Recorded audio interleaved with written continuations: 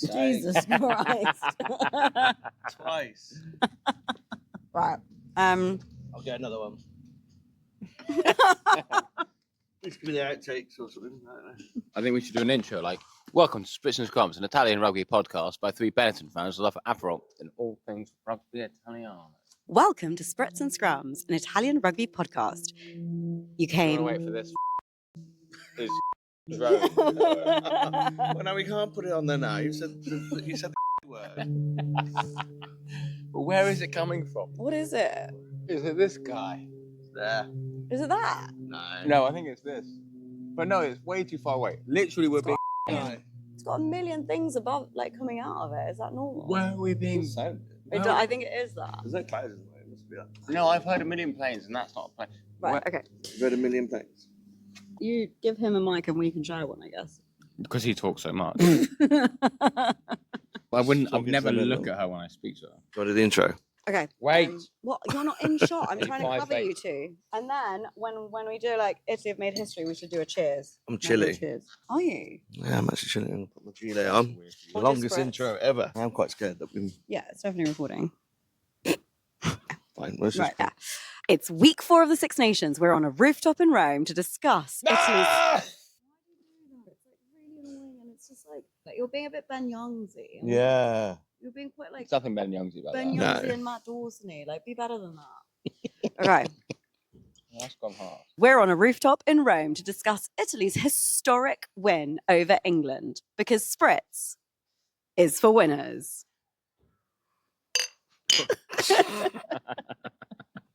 Welcome back, everybody. I'm Ellie, I'm Eddie. I'm coach. No qualifications, just coach. and we're in Rome. Here we are, the day after the night before. And the night before, Italy beat England for the first ever time. Not just in the Six Nations, but ever. They say 36 years of asking, 20 years of being the Six Nations, and Italy... 26 years of being in the Six Nations. Yeah. Yeah. 26 years of being in the Six Nations. And they got the win, the big W, the one they've all been waiting for, the one that England arrogant fans thought was never going to happen, but Italy took it. And we're going to discuss how and why. So follow us. Okay, welcome back, everybody. We're like quite a few Spritz in. Spritz is for winners. So we've been drinking Spritz all day. But here we are to discuss what's happened. We haven't got long. The sun's gone down and the light looks great now, but we need to crack on. So, Menoncello, he's a good player. This will be our, fourth episode on YouTube. Ever. So we should probably explain who we are. We are an Italian rugby podcast. Coach and I, as you might have told, are As you might have told. English. But we've been supporting Italian rugby for quite some time now. And Ellie here, my wife, is an actual Italian. Born in Italy, raised in Italy, genuine. So we feel like we have some authority to talk about the Italian rugby team. And they all know us as the drunks that go and watch the games. And here we are to give our knowledge to you about what happened yesterday at the Stadio Olimpico. I think that's like giving us a little bit too much pressure and too much credit in terms of giving our knowledge. Like, yes, we follow Italian rugby. We've been following Italian rugby for a very long time. We have no qualifications, except for the fact that we are keen. We love it. We love it, but also we've been following it for a really long time. And what happened yesterday, I wanted to start kicking things off by saying what happened yesterday was not an accident. It was not an accident. It did not come out of the blue. This has been building and building for years, ever since Conor O'Shea and Stephen Aboud started the development program and Franco Smith started capping players, some might say well before their time, and then Kieran Crowley taught them how to attack like psychopaths, and then Gonzalo Quesada honed them into a world-beating machine, which is still on the up. This is the beginning of their journey and not the end of their journey. Well and truly on the up. I don't know about you, Coach. We had moments throughout that game yesterday. For anyone who didn't watch it, I don't know why you'd be watching this podcast if you hadn't watched the game or at least heard the final score. Final score, Italy 23, England 18. But my God, were there moments during that game where Italy were their own worst enemy? True, but just a couple of facts to go straight off the bat. Before this game, Italy hadn't scored a try in the second half of a Six Nations match. Also, I think this was probably the worst of the Italian performances that they've had in the Six Nations. This was a truly spectacular win by a winning side, because if you can play at not your best, not firing on all cylinders, making lots of mistakes, and still put a side like England to the sword, well, then I think you're onto a winner. And that's what these guys have done. Okay, he has just stolen my thing, right? We said on the previous podcast, all that we said was, and there'd been so much hype about this England game. There'd been so much talk about, like, is this the year? Is this the year? Is this the year? And the three of us went to the pre-match press conference the day before, and Lamoureux was like, I don't think this is an opportunity. Like, this is, Garbisi said it on a podcast as well. Like, this isn't an opportunity that's like any different to any of the other ones in terms of like, yeah, okay, they've had 2 bad games, but England 2025 has been amazing. Everyone went into the Six Nations going, England are going to win the Grand Slam. It's between England and France. So the fact they had a couple of like wobbly games, crappy games beforehand, like it's not like, oh God, England have been abysmal for a couple of years and we can pounce on that. So Italy went into this kind of going, well, we'll give it a good go. But we said, if Italy can play their best rugby, they have a chance of winning this game. And Italy won this game playing, in my opinion, and I think we all agree, their worst rugby of this Six Nations. And I think that's what's particularly special about this Italian side and the future. It is. But you got to remember, this Italian side went down at half-time and beat Australia in the autumn. They beat Scotland, who might be on to win the Six Nations, potentially even, in the first round of the tournament. These guys are on fire. They're really, really good.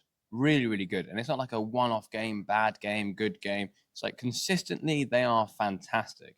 But even whilst having average games, it's true. But then also, we don't talk about England too much. This is an Italian rugby podcast. I understand that England changed their backline for this game. I understand that the guys weren't performing, so they all got hooked.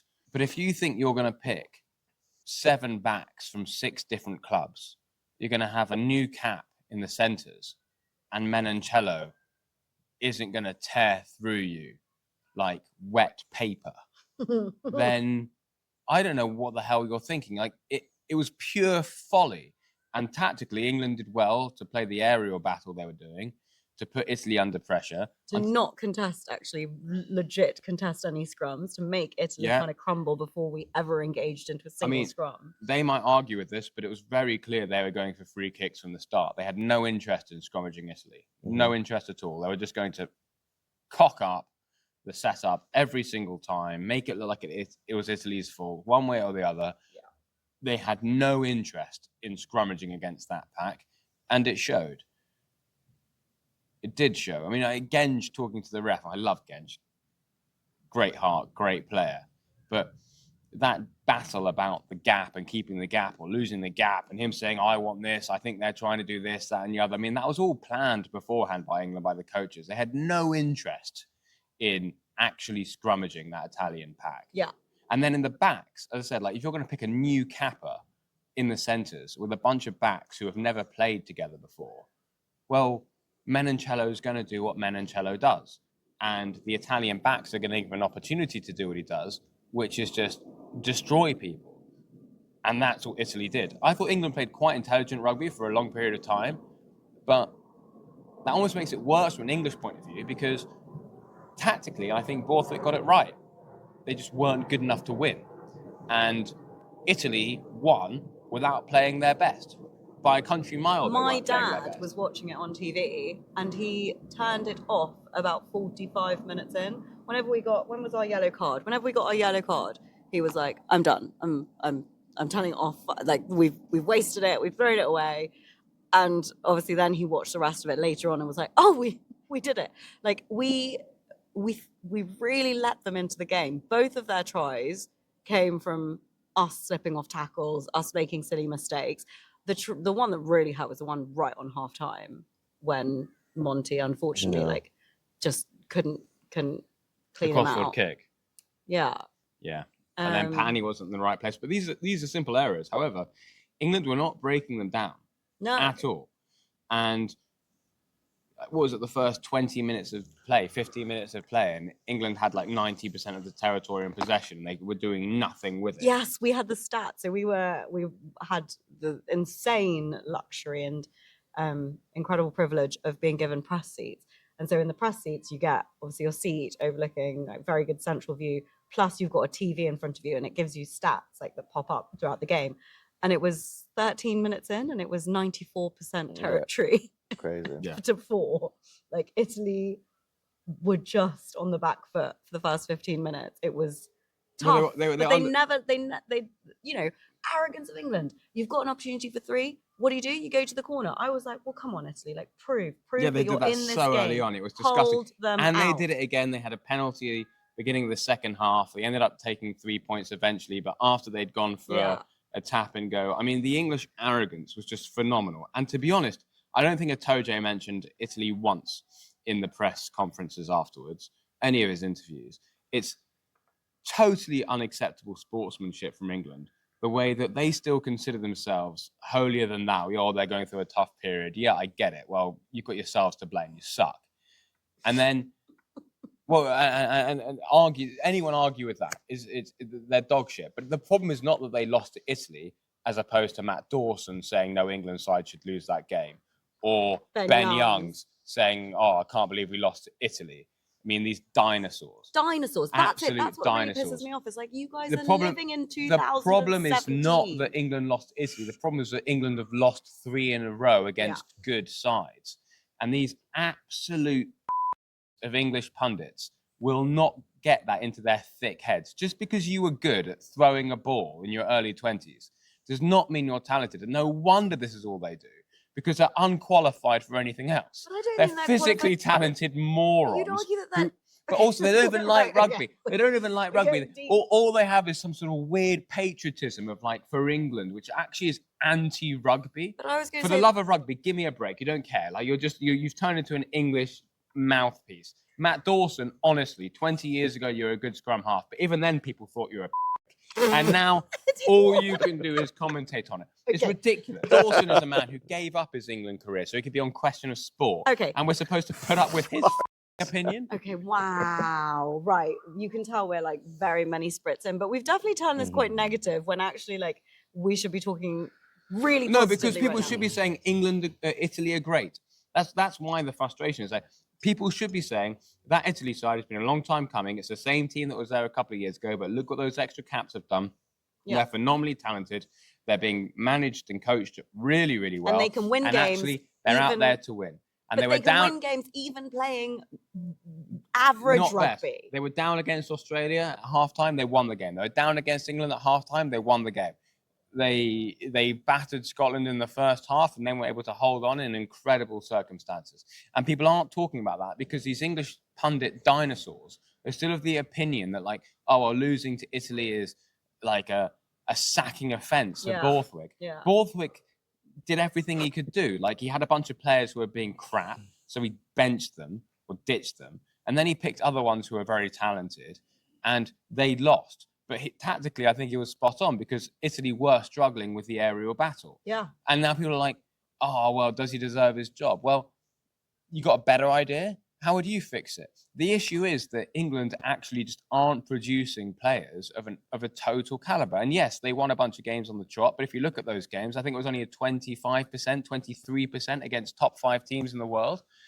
They were never actually that good. They did a fantastic game against New Zealand. Any good team can do one-off good game against anyone, but I mean, England's 2025 was pretty good. The end of the Lions tour, I mean, the Lions tour is different, but like England's 2025 was good. They went into this Six Nations, everyone going, England-France next weekend is going to be the game that decides who wins the Six Nations. They have nobody to blame but themselves. The good, the bad, and the rugby have deleted their Instagram post and Twitter post about their predictions because all of them predicted an England Grand Slam, which now looks absolutely comical. And to be honest, I kind of drank the Kool-Aid as well for England. I thought when they beat New Zealand that they would come into this and it would be an England-France playoff for the Grand Slam. I thought that. That's how I came into the Six Nations. But these cowards can't accept that they got it wrong. That they got it wrong or things have changed. It's ridiculous. It is ridiculous. about 6 months ago, you thought Italy were going to beat England. Yeah, I did. Yeah. Were you talking to a mic or you just? Yeah, I'm talking to my. Oh, you got it there. Oh my god. Yeah, I said this was going to happen, just because the trajectory. Oh my god, the trajectory.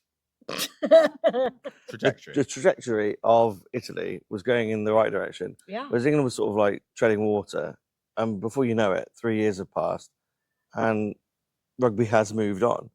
I mean, look at the scores this weekend. Like, Yeah. it's all to play for. Yeah. We're in this world of like the finest margins, and I just felt like man for man, Italy are better. Man They for just man. are Who better. Are you? If you are Well, on that's the what- England team, like, sorry, but like, no, other way around. If you're on the Italy team, who do you swap out from that Italy team and poach from the England team? No. Position by So- position, no. not a single. So the front player. row, Italy are better. Yep. The second row, Italy are better. well, Ollie Chesson was, I thought, Yeah, he was okay. very, very good. Yeah, but who are you Atoje swapping? was a pain in the arse for loads Very of it, good. doing Yeah. really what he does. Very But good. then, as someone who used to be such a master of the dark arts, he gives away the stupidest of yellow Yeah. cards, which kind of shows the pressure they were under. So, do you want The some back- inside scoop, which is what we're here for? Yeah. The inside scoop in the post-match press conference, Lamaro was asked whether he sensed that England were mentally on the back foot, and he was like, "Look, I don't know the details, but I can tell you that there were moments on the field where Itoje and Finn Smith were visibly in opposition as to the decisions to go for the points, to go to the corner, and that tension, you could feel it on the pitch. If you watched them as the opposition, you could feel that there was disagreement and tension. And the thing that he said that he really credits that Italy team with doing was like, we were in agreement throughout. There was a moment that we witnessed when Italy was 16-18 down, and Italy had kicked a couple of penalties to like claw their way back in, because at one point England went up and it was 10-18. Italy kicked a couple of penalties to come up to 16, and they got another penalty. And you go, okay, kick it again, and you'll go up 19-18. But they chose to go to the corner. Now, England, Which was the right decision, because England were down to 13 players, missing 2 from the Yes. pack. However, they had kicked a couple of penalties and it would have put them in the lead. And how many times have we said, like, take the points? The Yeah. points are what matter. Get ahead in the scoreboard, because, you know, at the end of the day, rugby is a game that ends at 80 minutes. And so the most important thing is being ahead. If you can be ahead, then like whatever happens on the pitch, as long as you're ahead. So in theory, Paolo Garbisi had his kicking boots on. He had no issues yesterday. Why wouldn't you take the 3? But he said, Rutzer turned to me, looked me in the eyes and said, go to the corner. And I could tell, and I respected that. I believed him. That's what he wanted to do. He's as much a decision maker as I am, like captain, like we respect each other. We're like Rutzer's an old head. If Rutzer's saying take it, and yes, also because of the yellow cards, we took it. He's also one of the main jumpers. Yeah. So he's confident in the lineup. The lineup functioned really well. Sorry to interrupt you, but like that was my fun fact, was like, actually, like, there was tension within the England players when they the Italy team felt it. The England side, we were at the captain's run, and I've never seen for any game at any level a bunch of people look less interested in the captain's run. They walked out there as if it was -4 degrees, pissing with rain, and their like wives are waiting at home for them with dinner cooked. Like they could not have been asked. Like, it was appalling. And then Cowan Dickie's kicking with the backs, and the forwards are doing crossbar challenge. And you go, okay, well, obviously you train elsewhere from the Stadio Olimpico, but this is also your only chance to be in the Stadio Olimpico before the game. So one would think that you would take this as an opportunity to actually feel up the opportunity. In their mind, They looked miserable. They looked absolutely miserable. No urgency, nothing about them. And then when they played the game, that kind of came across. They had a kicking strategy. They had... That, to their credit, put Italy under pressure, because we've said all along, if you are in opposition... Sod the pressure. The kicking game put them under pressure. Yeah. England didn't put them under pressure as a whole. They were but garbage. The strategy. They did not put them under pressure, or at least they were... Italy had them wrapped up. If you have over 90% territory in possession, you should be putting teams under proper pressure. And they didn't. How many times did England have an opportunity and they were just battered? Italy destroyed them. Even in the beginning of the second half, again, they get a tap and go penalty and Italy just battered them. Tactically, they were right. They just didn't have the talent to deal with it. Talent and cohesion, I would say. Like, that's what Mentality, really comes yeah. across. Like, I would argue that, the captain's run, you make what you want of it. Like, you can approach it and have a crossbar challenge. And Italy did. Italy were playing five-a-side football in the Yeah. captain's run. That's fine, but they looked like they had energy. And like if you said, oh, the game's in half an hour, they would get their shirts on and play. Whereas England looked like, well, they didn't want to be there, to be honest. They were just wasting time. Yeah, you're right. I think it was very, very lazy. I mean, God knows what's going to happen against France for them because, I mean, their heads must be completely gone. And what does a coach do? It's like, I changed the whole back line and you guys sucked. Roebuck looked like he literally couldn't be bothered to tackle anything. You look at the Italy tries, just him jogging behind people. Unacceptable. So in that sense, I agree with Matt Dawson. But then Matt Dawson was the captain of the Tour of Death. So when he says no England side loses that game, like, well, actually, mate, you were a captain of a much worse side than this. 76-0 against Australia, for anyone that doesn't know. We're going to be welcome back to the press office. Yeah, for real, guys. We're coming in really hot. You're coming in really negative. Well, Coach, give us no, a it's little fine. bit Because it annoys me. It annoys me because all these people have to say is Italy were good. Congratulations. Italy This team deserved to win and they were good. That's all they've got to say. You don't need to like tarnish it with this sort of like, oh, well, you know, this is the worst England team ever or whatever. Like, yeah, Italy were a better side. But unfortunately, guys, that's what England has got right now. That's where they are right now. Yeah, I 100% agree. But let's take it back and go, well, I mean, obviously it's a massive event that England have finally been beaten by Italy. But I also think that there's been a lot of media since we were out very late last night. Now we're back in the morning, in the evening. But in the morning, all we were doing was catching up on the media that was like a bit of a, what'd you say? Like, it was like disaster management from England. And we can arguably say that, Ben Youngs has probably been, he's an institutionalized man. So he's gonna back it up. But I think we've got ahead of that now. Yeah.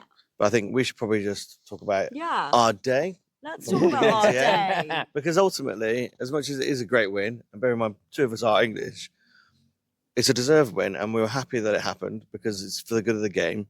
Obviously, we love rugby the most. And I think we should just let's do that. Let's just start from the beginning of the day. What did we do? First and how good it was. What a Six Nations this is turning out to be. What a Six Nations. If yesterday was a good day for Italy, imagine what it was like being a Scot at Murrayfield, watching Scotland score 50 points against France. Amazing. And then go into the fan zone and watching Italy beat England. Yeah. For a Scottish fan, that must have been the best day of rugby ever. That is just, you cannot get any better than that. Yeah. Yeah. No, I mean, superb. We started, what did we do in the morning? Oh, we went to, right across the river, we went to watch some wheelchair rugby. We did. The Italian rugby legends were playing against the wheelchair rugby legends, organised by Casa Giovanni, Parise, Massi, Rossi, Ongaro. They were all there. Lo Cicero. It was just like Italian legends of old. Giraldini.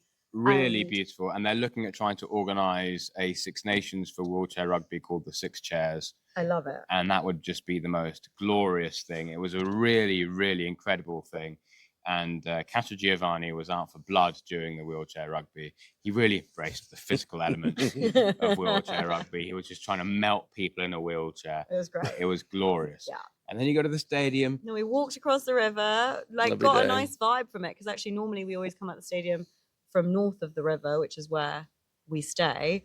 But we came from south of the river, so across the river to go over. And the atmosphere was, well, it felt like very English, right? Very English. A lot of the English fans were, I don't know, a bit coy. Yeah, also somber. Very somber, yeah. Yeah, but hungover from the night before as well, because they've obviously been in Rome on holiday for an evening by then, so they're feeling worse for wear.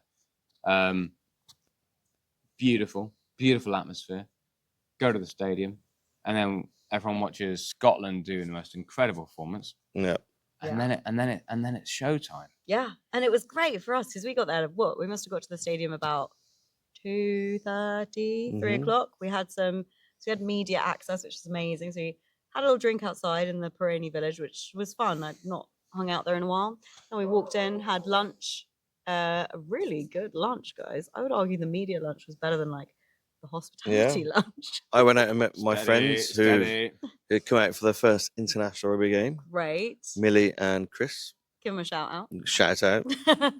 And it was great to see them. And they were in for one hell of a game. And I guess we have the privilege of knowing beforehand that how big this game actually is going to be. So I wonder, my question would be, do you think like Scotland were riding so high off of their win against France? Such a shame that in the end France clawed it back on the points difference, because now, like, even though Scotland and France are on the same number of points, the points difference is like very much in France's favour going into this last weekend. But, and also, if you're a Scot, the fact that next week you have to support England is tough. Yeah, that's painful. That's going to be tough. That's going to be tough. But I wonder how much of the hype that was given to this Italy-England game meant that those Scottish fans were like, you know what, I'm going to watch it. A couple of years ago, they probably would have been like, whatever, I'm going out partying. I was like, we've just beaten. But they were like, there's something in the air about this Italy-England game. I'm going to watch it. That's the thing, and it's so important to emphasize this.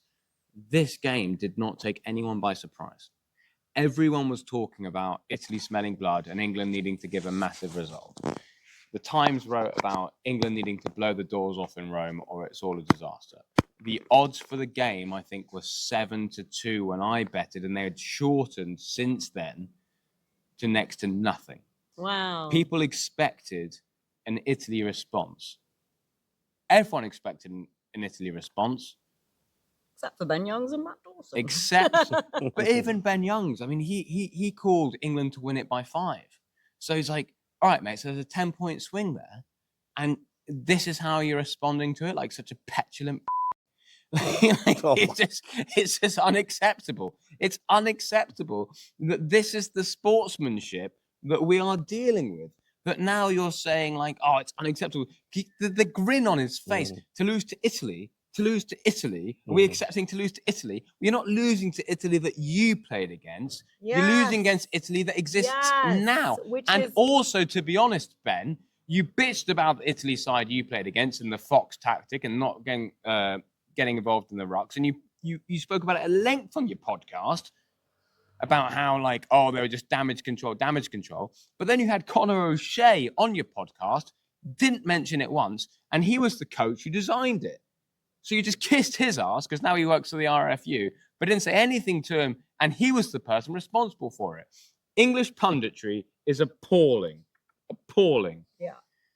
That's why we do this podcast. And that's why we do this podcast. And that's what we do. You've got to defend these people at some points. And I felt like even in victory, they need defending because you cannot have. Oh, it's just boring. Can we move on about it? I'm so bored. Vibe. And it only comes from English pundits. Only comes from English pundits. Like, it doesn't come from Welsh pundits. It doesn't come from Irish pundits. It doesn't come from Scottish pundits. It doesn't even come from South Africans, guys. South Africans give Italy the respect that they deserve. Razzie was saying that we'd finished Razzie predicted the Italy win today. South Africans are the worst, and they are way more respectful than English people. So English pundits. And anyone that likes rugby enjoys this, unless you have some kind of thing where you're like, maybe you wish you joined the military and you're like harnessing all your patriotism through sport. To the credit of English fans, they called Ben Youngs out. They called Matt Dawson out. So actually, it is just these dinosaur pundits. And these are just the ones I've listened to. I haven't listened to the rest yet. No, but my point is, it's not English fans, actually. Some of them, I'm sure. But like, it's really genuinely, like, people paid by these newspapers that just don't do the research. They don't put in the work. They don't do... So, whatever. Can we move on from them, but enjoying the win and the positive aspect of it, it's the first time Italy have ever beaten England. Thoroughly deserved. They were the better side. Better players, better ideas, the far more exciting side to watch. And get used to it. Because this side is going nowhere. They beat Scotland. They should have beaten Ireland. They took France to the absolute wire until there was a substitution issue and a yellow card, and then France scored when Italy down went to 13 men, which no one talks about. They only had 30 men on the pitch when they did that crossfield kick, but they only had 30 men on the pitch at that point, which may well be the Italian staff's fault, but that happened. And then they go and beat England. This side is going nowhere. Yeah. And behind all of those players are other players who are chomping at the bit, ready to go to step into the limelight. So can we talk about? I mean, So we got to the stand. We got to the stand. We'd watched the Who took Scotland our game seats? while having lovely food, and then we watched the end of the Scotland game in the press press room. Yeah. Then we went to our seats, and the energy was palpable. It was great. The anthems were Heaving. great. The anthems were great. Fireworks the were fireworks great. were great. It was It so was good. such a vibe. And then the game started, and Italy did not start. I would say, guys, and I think we agreed at the time I said this, that was Italy's worst half Yeah. of rugby. Oh in the yeah, Six Nations. 100%. They sucked up a lot of pressure. They sucked up a lot of England purple patches, but towards the end, England were able to capitalise in the way that you'd expect a team like England to do. And you were hoping then at halftime, so halftime score, even though like it was frustrating because the halftime score wasn't like, it was 10-12. England were up by 2. But it just felt really frustrating because you were like, you're better than this and you shouldn't be down at halftime. You should have gone in 10-5. It was, you just wanted Gonzalo to go and give them a bollocking, be like, come on guys, like for you, because you're better than this. Ooh. Oh, you have a light. Oh, it's very intense on me, but it's quite That's nice. great. Look at that. Oh, it gives us some time. You sure you don't need a wee? No, look at the light behind us. It's great. It does look good. No, it looks fantastic. Right. Don't need Finishing. Are we? We're only like 20 minutes in, mate. Well, nothing else to No. say. Well, hang We've on. got loads to hang say. on. Let's We've go. just kicked off. We're at half-time. We're We're talking about fireworks. We're 5 at minutes half ago. time. I've spoken about Matt Dawes. I don't want to talk about Matt Dawes. I'm done. I'm so done talking about that. Matt Was Dawes. it. But what we haven't talked about is Verbat. I mean, Fine, okay. Freeman got the try. The first try was England's. I can't even remember it. I mean, we haven't had a chance to watch the game back, so No. forgive us. But we're talking hot and live, fresh and live. Whatever. They got their first try, but 5 minutes later, 6 minutes later, Menoncello comes through for his first one. And I don't know if you guys have seen the clip. There's a clip doing the rounds of like with a little circle around Menoncello and him being fed that ball by Garbisi. And Menoncello basically is standing still. And then he spots it. He spots a moment and he just shouts for that ball. And he goes from 0. We talk about like, what's it called? When like a car goes from like 0 to 100. He goes from 0 to 100 in like Nothing. just like superhuman speed. And that's why you need to put centres on him who know each other at the back of their hand, who play Yeah. together, because otherwise Italy have got a really simple job there. They're Mhm. going, we need to give this guy half a metre space. It's all we need to do, everything we need to do. It's like bullet beret for France, except it's easier because it's in the middle. We need to give this guy Yeah, half a metre. If he gets half a metre, he's in. He's Yeah. off. he's gone. And And he as long as bounces off someone is with him, tackles, and that yeah. happened twice. It happened, and both times that's it. One, he's just gone and he's under the posts. And he's And the o- celebrating from the 22 line. And the other one, Monty from a crossfield kick, gives him the space and he's gone. He spins to the tackle, he sprints down, and Marin's there. But like he needed like professional attention. He needed someone on him who was never going to give him that space. And you can only do that if that centre marking him knows who's either side of him at all times, and their connection is like, not psychotic. What's what I'm looking for? In sync. In sync. Telepathic. Telekinesis. Telekinesis. Yeah. Telepathic. Telepathic. Yeah, that's what I'm looking for. That's what you need. Otherwise, Which Brex and Menoncello have. In And spades. They've got that. slowly, Marin and But to give Menoncello Seb have. Atkinson, like great player, like first cap, mate. Good luck. Watch him, by the way. He's quite dangerous. Well, he's got no fucking chance, has he? However, guys, yeah, halftime came and you were like, okay, Italy are 10-5 up, hold them out, and they don't. And so the halftime score, Italy are 2 down, it's 10-12. Whatever we heard in the press conference afterwards, that apparently, yes, Gonzalo had some words with them, mainly just about like, they had a really interesting, when they talk about how they approach games, even though they put 1000% into training each week, they don't talk about winning a game. Lamari talked about winning the moment. And you're going to have moments and moments and moments throughout the games. And he was like, and you will, in the same way that you'll have opportunities, you will have storms. And you not only do you have to weather the storm, you need to respect the storm. And you need to respect that there will be times when you're down. And you just have to acknowledge it. It's very mindful. It's very like Johnny Wilkinson, I feel, would really appreciate this way of approaching sports psychology It's and about rugby. the journey. Like, just, of course you're going to have times when you're down, but acknowledging that that's going to happen, not letting it get into your head and being like, well, now my head goes down, because Italy of old, and this is where we go back with the English commentary, like, is stuck in 15 years ago, 10 years ago. An old Italy would have gone down 65 minutes in once Nick Otterer gives away that yellow and you're 8 points behind, just going, well, we've thrown it. What a shame. This wasn't to be. And that was spoke about Borthwick after the game as well. Like 60 minutes in, 8 points up. You think Italy against England historically, that's a done deal. England will now pull away. What happened was Italy put them under so much pressure, despite the scoreboard, moment by moment. England end up having to do stupid stuff because they're feeling it. They're feeling it moment by moment. And then Italy get the momentum and they absolutely capitalize on it, and they crush them. Yeah. And that's what we saw. So remember that, listener, viewer. Italy were down by 8 points with 20 minutes to go, and they won the game. That is the mental capacity and the skill capacity of this Italian side. With the yellow card. With the yellow card. They are beyond any Italian side you have ever seen. Yeah. So when Matt Dawson and Ben Youngs are talking about losing to Italy or no England, it's a different story. Forget it. Yeah. This is incomparable. Italy were 8 points down against England with 20 minutes left to play, and they flipped the switch and put the Red Roses under phenomenal pressure to make them crumble. Yeah. And crumble they did. They gave yellow cards away that was stupid, but because they were under pressure, they were scrambling, they were terrified. And that's a mix between the cliche or Italian pressure, Italian passion, the energy and all this garbage you hear. That's still there, but you mix that with incredible professionalism, phenomenal talent, cohesion, and that's what you get. I think you end up with a side with 20 minutes to go who's able to look at England and go, we're going to crunch you up like a can and throw you over the balcony. Cohesion is it. Like, that's what it is. This team knows each other inside out. And I would argue that we haven't even talked about the incredible number of injuries that Italy have.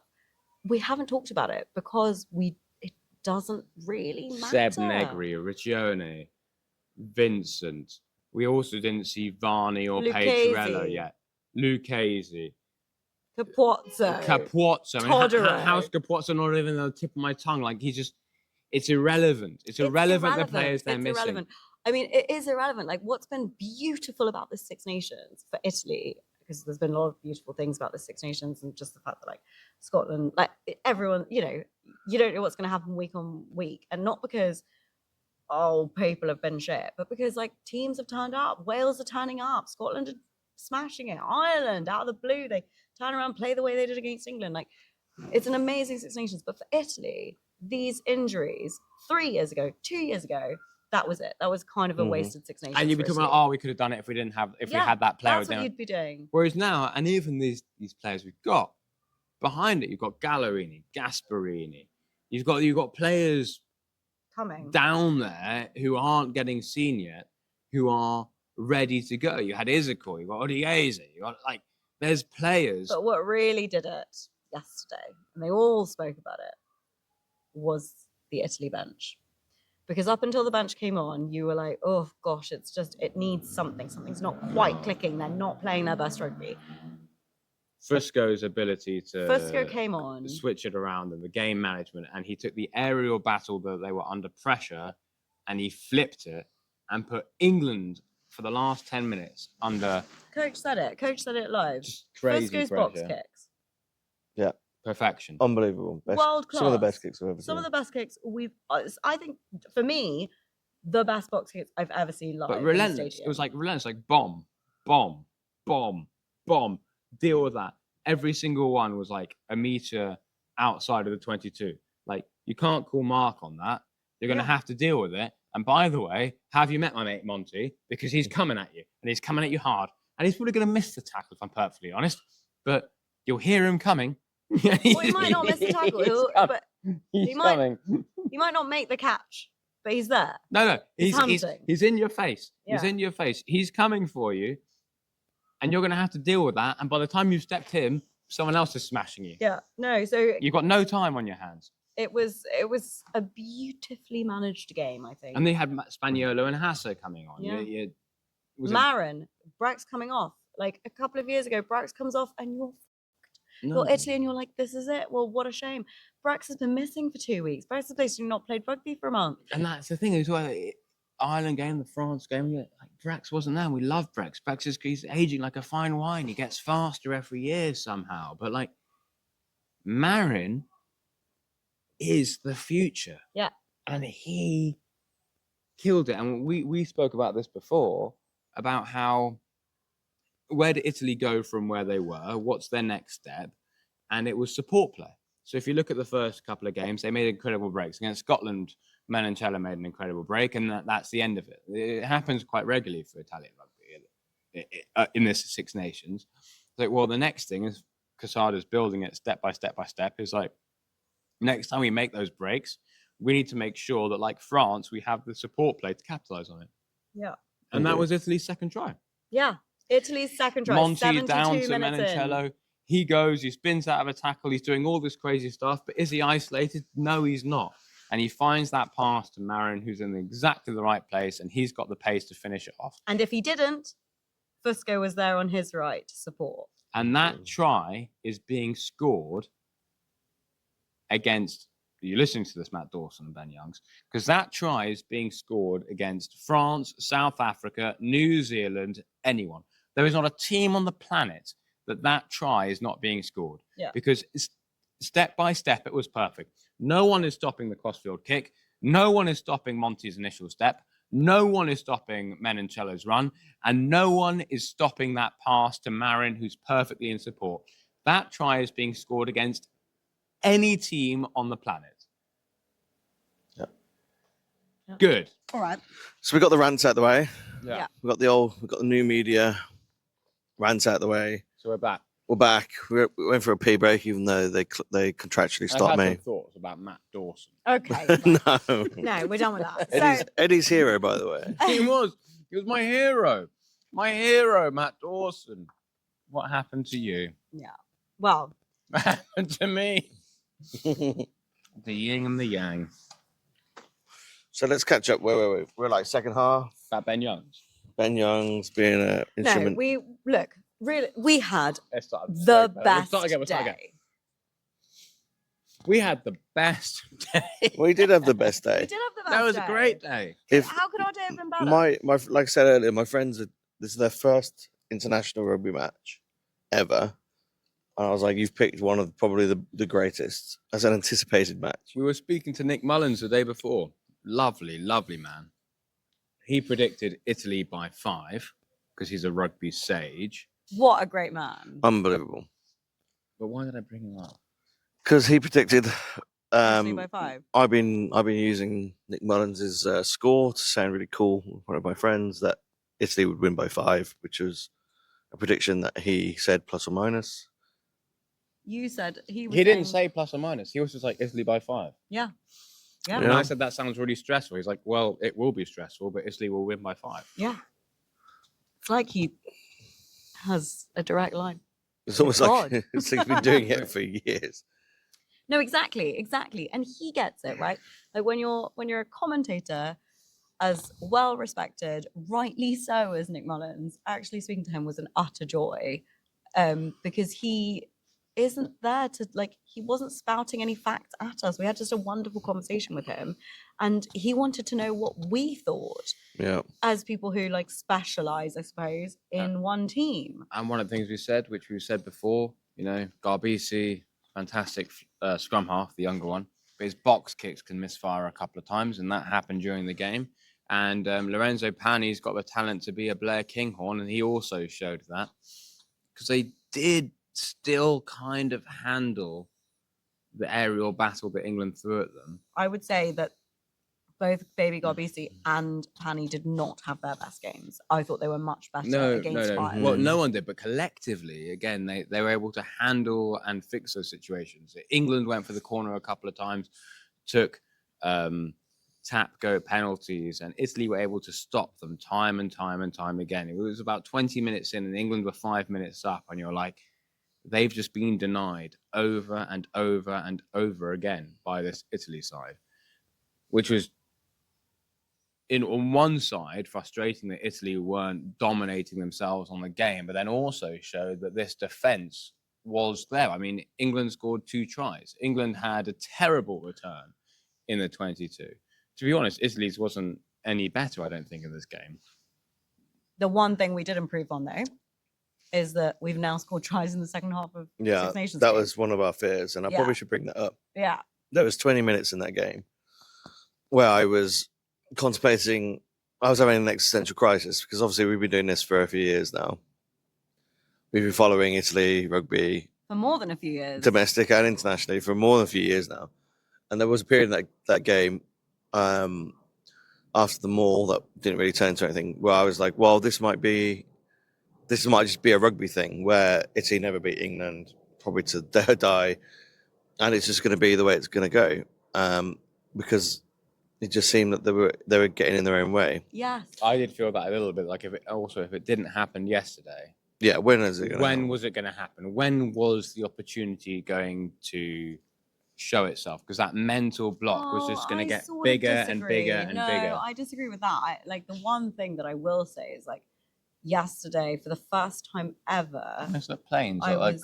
They look like an Italian flag flying through the air with the green and red port and starboard for the first wings. time ever, I was quietly confident that we could win this. I know I was furious. I was furious at us making our own mistakes. But even when, halftime 10-12, I was like, yeah, but we can win this. I knew we could win this. I think that's what was frustrating. The anger in me came from a place of we know you're better than this. You are not playing your best rugby. Yeah. And when they do make those mistakes, it's a lack of cohesion a little bit. It's not like, someone's just not quite at the standard. Yeah. They're all at the standard. They're all at the level. It's just there's been a little bit of a break in communication or something. It was more if they do end up losing this game, and I think deep in my soul, I really do think I believed they would win it. But we all did. Yeah, but I did have a thought of if they don't, I honestly think, next year we'll be knocking on their door again. Talent-wise, 100%. Coaching-wise, 100%. Just psychology is free. Psychology is free, and the mentality of it, that would just get bigger and bigger. Not in general, because the players changed. So I don't think these guys really had the 36 years, 26 years in the Six Nations or whatever, hanging on them as in it's their own personal responsibility. But for this group of players, who are the group of players who have the talent to beat England currently, yes, if they let this one go, I think it would be difficult in Twickenham, and then it would be difficult the year after that at Olimpico. It would hang over, and I kind of a good coach. This was the opportunity to have it, and not just before the game because of England's run into it, but you go down at halftime, 2 points. You go into the changing rooms. You go, we shouldn't be 2 points down. We should be ahead. We cocked up the end there, but we've got this. We were down by more against Australia, and we came out and we beat them. So let's beat them now, and that's what Italy did. And I said, Steve Borthwick said in the press conference afterwards, 60 minutes in, 18-10, they had Italy exactly, in his words, where they wanted them. Yeah. And Italy said no. Italy didn't go away. England, made mistakes. But so did Italy. It was a really even game.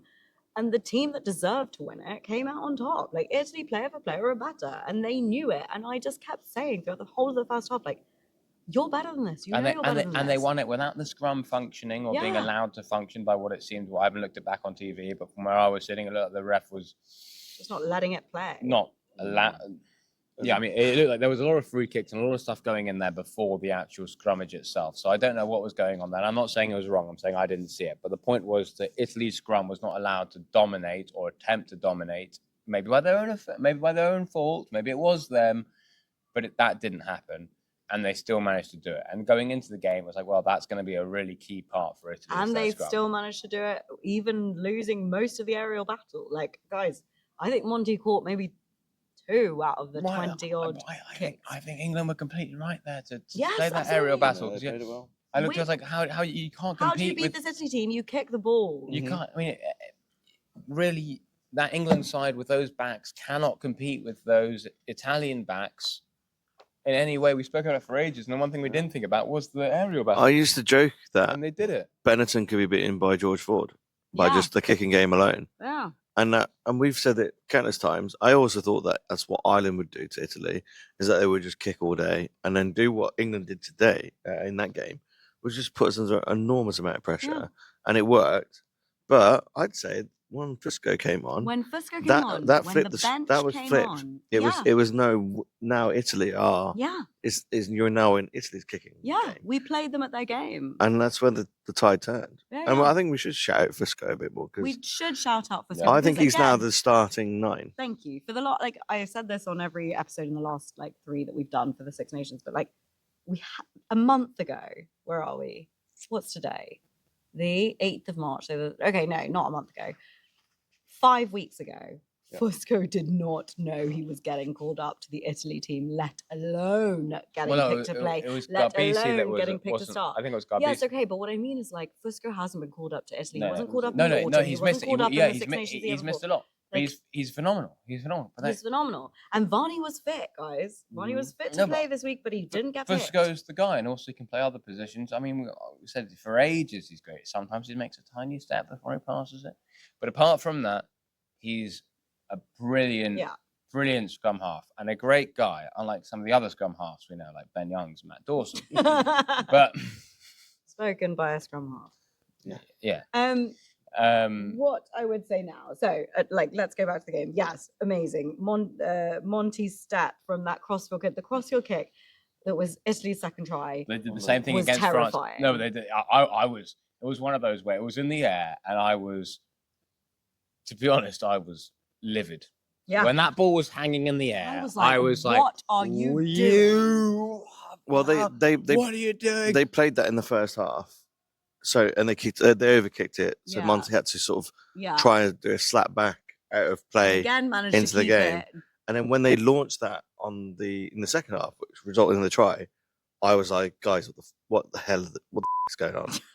That's an insane move. Insane. And then thankfully the ability of Monty and having, Menoncello on the inside, it worked out for them. But don't get us wrong, when they kicked that kick, we will I was like, that's when I was already in my existential crisis. And then that was on top of that, I was like, no, they're doing it again. They're doing it again. Yeah. And then all of a sudden, joy appears. Hail Mary that was Hail not Mary, working. yeah. But they did the same thing against France, and they scored a try against France. No, I know. Both times. The France game, I was like, what are you doing? And they scored. And the France one literally went backwards when they did it against pretty France. much went backwards. But Well, actually, I think that's a good point to say that there was lots of that game where Italy were overplaying it, and they didn't have to play it. Right. Yeah. First half in particular, they were overplaying the hand massively. Everything. And it's like, was guys, you don't need to overplayed. do this. You literally just need to turn up, and Yeah. you'll beat these guys. Yeah, they need to. There was a lot of that, and I think that was a mentality side, of it, Yeah. which is part of the growth process. There was so many times when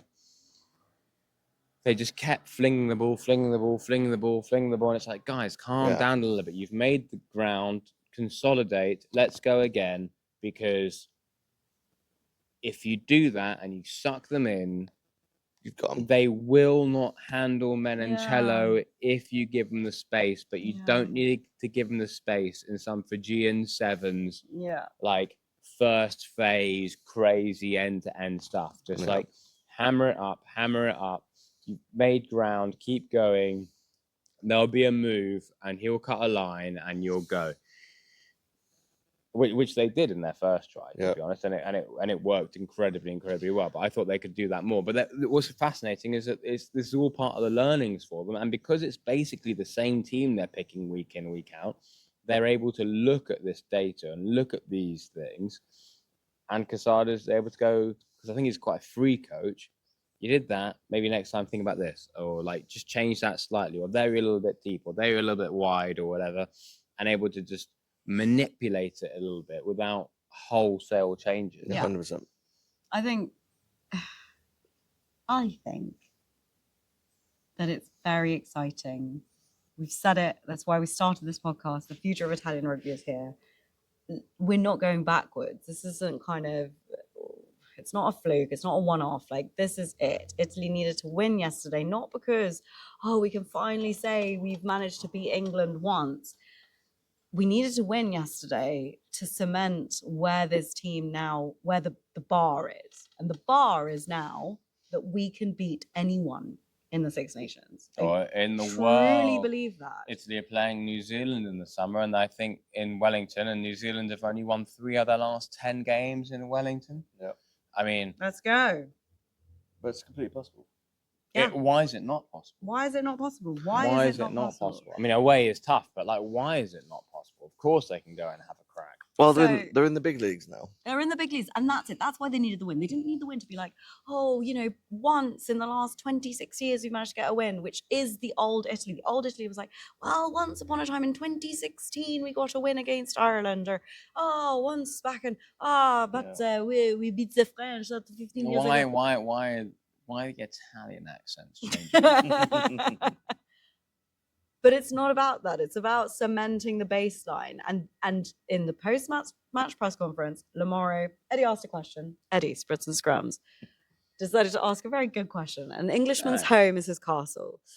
But you could say now that an Italian's home is his castle, or rather an Italian's Rome is his castle, because Italy are undefeated at home in this year's Six Nations. And of the last 6 games in the Olimpico, Italy have won 4 of them. So Italy are And they're creating undefeated in 2026. Yeah, Italy at home. creating a fortress at the Olimpico, which was something that, what was it? It was like Italy hadn't won a game in the Six Nations in 7 years, from 2015 to 2022. Mhm. Like, this win was important to set a baseline. Like, and Lamaro said it. He was like, it's obviously important, and it's amazing to create a stadium that now does feel like a place that we can just go and get a win. If we're having a good-ish day, we can grind out a win. But what's more important is, and the way that they've approached the Six Nations is consistency and credibility, which has been like the tagline of the Italian team for the last 5 years. But like, they haven't dropped the ball this Six Nations. They beat Scotland. They could have beaten Ireland if it weren't for a dodgy big potential call. banana peel for them next week France, against Wales. okay, the scoreline I think is unfair, but again, as we've said, France scored their 2 tries when Italy were down to 14-13 men at one point. And they beat England. They know that the job is not done. They would have gone out. They said they were going to go out and have a good time last night, but today, the focus was on Wales. And Wales have been showing that they can win. So now, what do you do looking ahead to Wales this weekend? Well, Wales haven't won, but they've been playing very well, though. Yes. And they will have targeted the Italy game. Yeah. Well, going to Wales next week is going to be massive. Well, it's That's another massive test. It's like, well, if you're going to be an absolute contender, you cannot lose But that the game. joy But of- however, Wales are now so much better than they were in week 1. Yeah. It's like the transformation is If you were phenomenal. if you were to Whoa. replay that the Wales England game, I reckon Wales are in with a shot this 100%. 3 weeks on, 4 weeks on. But my point is, the joy of this team is that there's no arrogance. Like, they know that they have to fight week in, week out to be credible. And so nobody's going into next weekend going like, well, we can win. Nobody. They know that they were. And actually a good thing about what happened yesterday was that they weren't good. Like, Italy were pretty rubbish for like big periods of that game. they found And a way they know to win.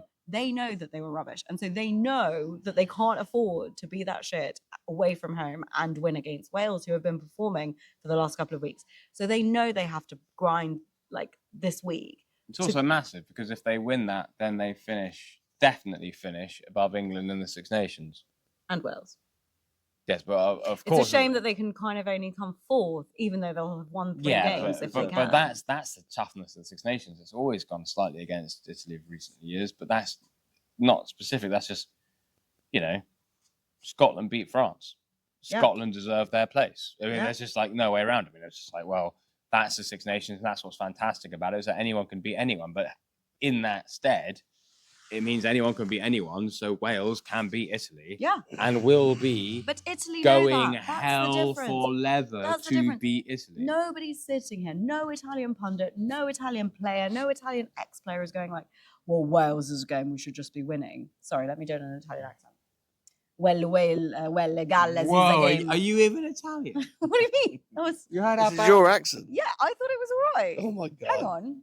It sounds a bit Welsh. It's actually a thing now that you can't even do your own accent. No, hang on. Allora, okay. No. Okay. So, So they say that Wales, we're not just going to go to Wales and win the game. It's not obvious, no? We know it's not obvious. We have to go and we have to fight and we have to play our best rugby in Cardiff to win the game. I'm sorry for any Italian listeners about how bad that I'm Italian. It's okay. She's a method actress. My Really point is, there are no Italian players, no Italian pundits, no Italian ex-players, no Italian coaches, nobody in Italy going, we should just go to Wales and win. It's not going to happen. Like, that's not the way they think. They are going to this game going, not with Carey running the way he is. They're going to try the tournament there. They're going to Cardiff next week going, these guys will want to smash us and we have to perform at our best. And what we did against England will not be enough. Trust me, I believe that if Italy play the same game that they played yesterday, away from home in Wales, they're not winning. Yeah, I agree. And they know that. I agree. I absolutely agree. And now, what made Coach mad this week? And everyone dance to the music.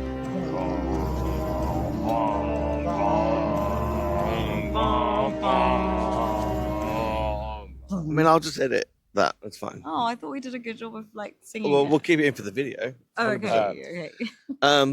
What made me mad, and I think you'll probably can remember very clearly. Was it Ben Youngs? It was Ben Youngs. It was. Was it Matt Dawson? It wasn't Matt Dawson. Although I wasn't there when I met him. I was outside enjoying myself. Lovely man. Lovely guy. It was the mall that happened. Oh. In the what minute? Like let's say 30th minute. No, it was second half. It was second half. Italy 16-18. 2 men down. Yeah. Obviously, I didn't know. England 2 men down. Sorry, England 2 men down.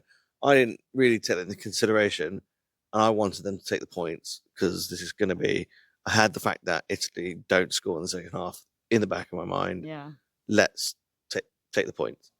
Then they kick it to the corner, and they decided to have a maul where they invited everybody from the team to join in, and which you normally love. Which I normally love. However, it was the wrong call because they had an overlap. And I know it wasn't in the backs, but they could easily have just put that out wide and scored.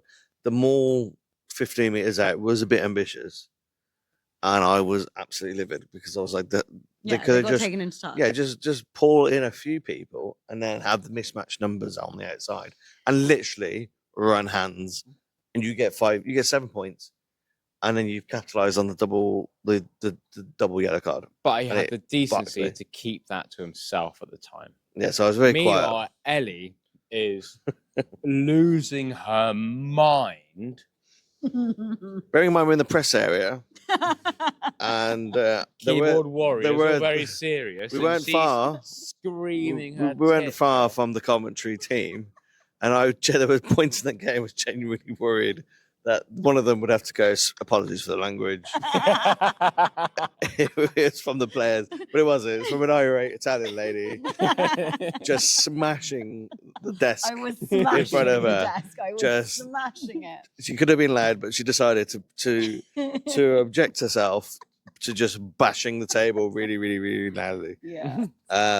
While I just sat there in silence, contemplating the thousands of thousands of pounds I've spent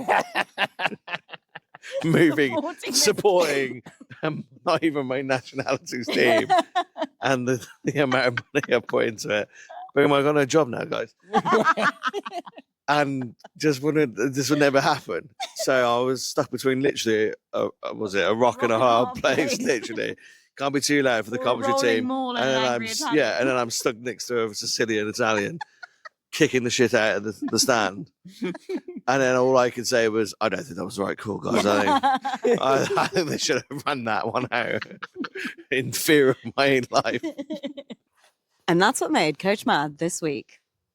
Our battery died yesterday evening, which was probably a sign from God that was telling us to shut up and come back, finishing this podcast on a really positive high. Yeah. So that's what we're going to do. On a high, we went out, we had some spritz, because spritz is for winners. Oh, last night, but we also had spritz on Saturday night. Continuously. We're all spritzed up. We're all spritzed up. And that's what we said last time we were here, which was a month ago for the Scotland game.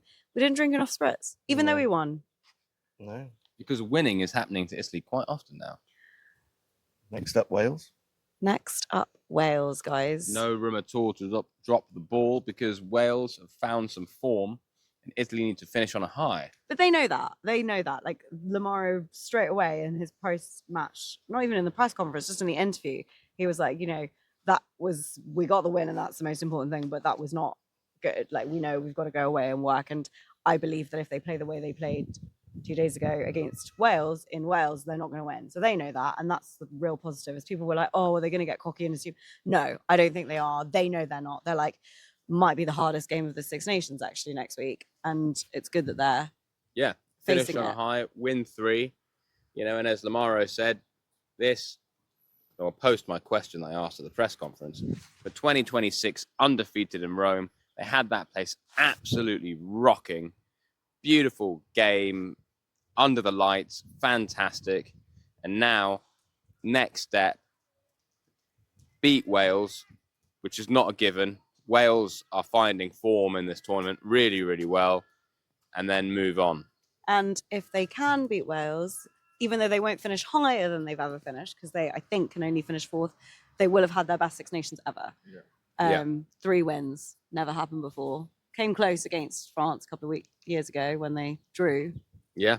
But that would be it. And as of this morning, they have released the 2027 Six Nations schedule, which is wild. They've never done that before. They've never gone like this, like ride the momentum of how everyone is saying this is the best Six Nations. So we have the calendar for next year. And guys, I don't know if it's cocky, but I think we can win the Six Nations in 2027. Yeah. Scotland away, that'll be tough. And then England at Twickenham is tough. 3 home games, though. Who knows? Who knows? But right now, the focus is on getting this man back to Birmingham. Yeah, pleasure's mine. Train, plane, Birmingham. Beautiful. Yeah. We'll see you next week. Shivadiyama. And also, we read the programme, and it's a lovely article in there with Will Greenwood and his dad. And I didn't know that Will Greenwood spent 5 years living in Rome as a young lad, playing on the Flaminio pitch as a child. Really nice article. Really nice article. Oh, final, any other business? Sad, but unfortunately Simone Ferrari is injured, so will not be taking part in next week's game, which is a real shame because I hope he still gets a Player of the Tournament nomination because he really deserves it. But yeah, shame that he won't see that final game in Wales. Who knows if Riccione is going to be back, but that's another test for Italian depth. Yeah. Let's see what they can do without their talisman of this Six Nations. I think they've still got an incredibly strong front row. So here we go. Right. Great. Ciao. Forza Italia. Ciao a tutti. Thank you all for watching and listening. We'll be back next week. Grazie mille. Ciao. Do spread the word about this podcast, our Instagram channels, get it out there. And just at the very least. This will be on YouTube if you're listening. This will be on YouTube. At the very least, just start adopting the motto. Spritz. It's for winners. Ciao a tutti. Ciao.